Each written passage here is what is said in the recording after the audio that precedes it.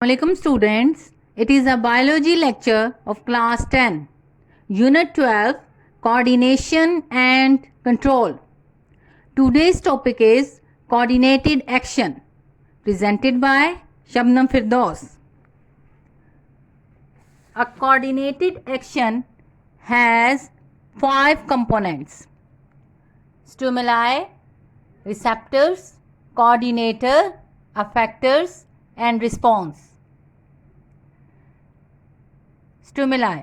What happens when we touch a snail? We might have seen the flowers of sunflower plants moving toward the sun. What could be the reason for all this? Touch, light, etc. are factors that can bring about certain responses in living organism. The factors are called stimuli.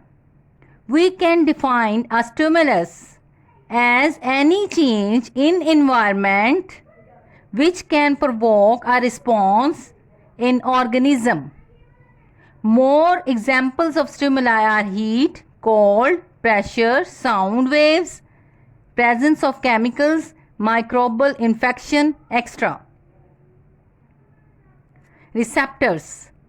Stimuli are detected by special organs, tissues or cells of body. For example, sound waves are detected by ears.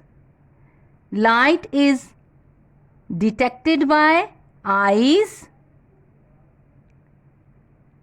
Chemicals in air are detected by nose and so on.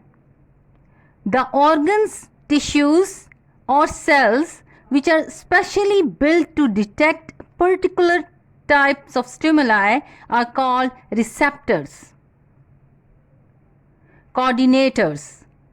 These are the organs that receive information from receptors and send messages to particular organ for proper action. In nervous coordination, brain and spinal cord are coordinators. They receive information and send messages through neurons in the form of nerve impulses. On the other hand, in chemical coordination, various endocrine glands play the role of coordinators. They receive information in the form of chemicals and send messages by secreting particular hormones in blood. Effectors. These are the part of body which receive messages from coordinators and produce particular responses. In nervous coordination, neurons carry messages from coordinators to muscles and glands which act as effectors. In chemical coordination,